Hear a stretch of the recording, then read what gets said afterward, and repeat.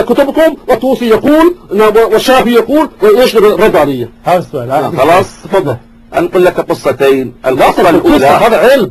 يعني في القصة التعابير عندك عبارة عن أشياء جامدة تنقل كالطابوق كالآجر. التعابير عندما قلت قصة فأنا كان راح أسوي قصة. هذا كلام علم. هنا نحن وإنما أقول إن ابن عباس يروي عن رسول الله صلى الله عليه وآله، بل ابن عباس هو نفسه عنه يروي، وكذلك بعض الصحابة مثلا والتابعين مثل خليل بن أحمد الفراهيدي سألوه لماذا قدمتم عليا على غيره؟ قال لاحتياجهم إليه واستغناؤه عنهم. هاي وحدة. هذا فلسفة. هذا ليس كلام النبي. لا هذا ليس كلام النبي. لأن التاريخ هذا قصة. دعني أكمل. لا هذا كلام النبي. دعني أكمل. فقال لأن التاريخ لم يحدثنا أن علي بن أبي طالب احتاج أحدا من الصحابة في شيء في علم أو عمل، وإنما الصحابة يحتاجوه. وقال عمر لا أبقاني الله بمعضلة ليس لها أبو الحسن. هاي واحد. كلام غير صحيح. الشيء الثاني أن ابن عباس يقول أن الحكمة وكذلك رواية أن العلم وزع إلى 10 أقسام، 9 لعلي و1 للناس. تسمعني. أما والله لقد قاسمهم في العشر العاشر. هذا أولا. الشيء الثاني، الشيء الآخر، أنا أقول أنت رويت أن الحديث اللي أنا نقلت كتاب الله وعترتي قلت هو سنتي.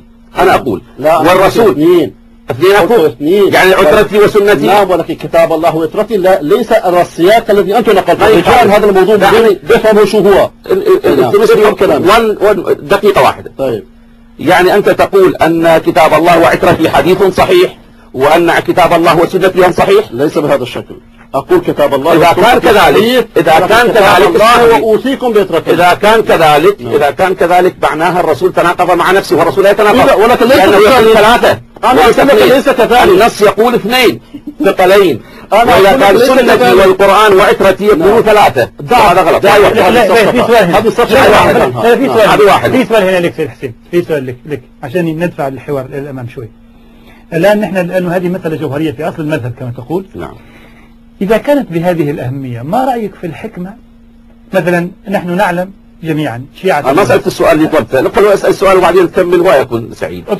هذا السؤال أنه الرسول صلى الله عليه وآله يعني تنزلا معي مني أقول أن هذا الحديث الذي رواه صحيح تنزلا.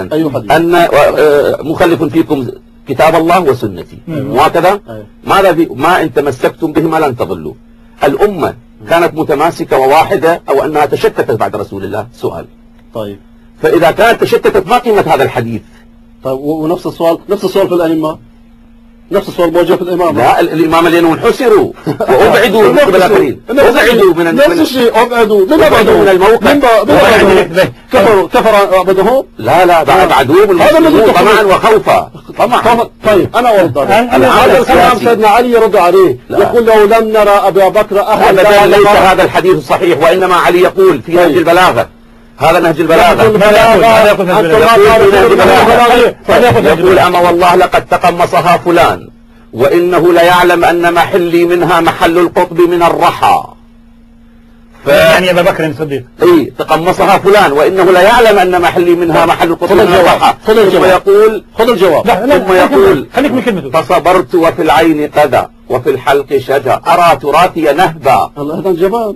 لا ليس جبان. هذا الذي يراه يبكي مشان خلافه. في آداب للكلام. ليش لا تعطيني خلاف هذا الجبان؟ في أدب للكلام. علي بن أبي طالب لا يقل جبان. لا أنتم جعلتموه جبان. لا كلام أنتم جعلتموه جبان. علي بن أبي طالب يقول اسمعني جوابك. لأسلمن ما سلمت أمور المسلمين. علي بن أبي طالب هو المسؤول الأكبر على الأمة كلها. أنتم جعلتوه. لا هو المسؤول. هو غريب هذا الكلام. لأسلمن ما سلمت أمور المسلمين ثم لا يكن عليها فيها ظلم إلا عليها. هو سلم. لماذا أنتم ما تسلمون؟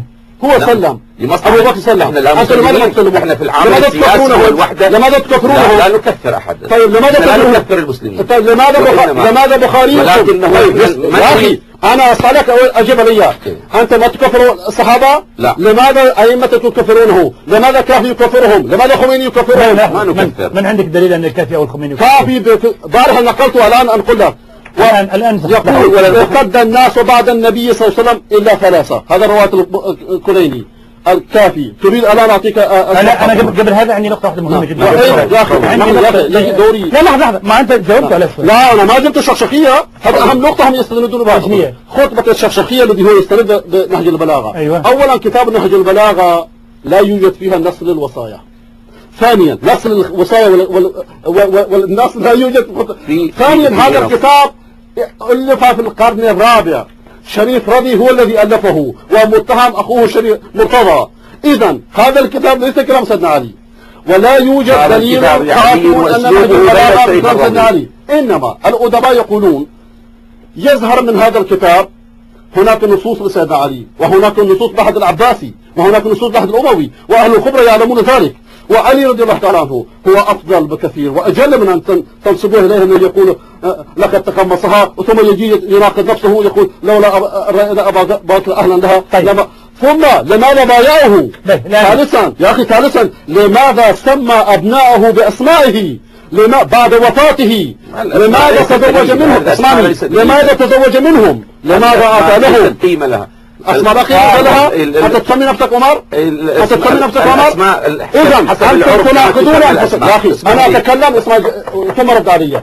إذا دليلك أن نهج البلاغة كثيرا. لا دليلك أن دليلك أن نهج البلاغة غير صحيح. هذه خطبة منقولة، المتهم في كتابته شريف مرتضى.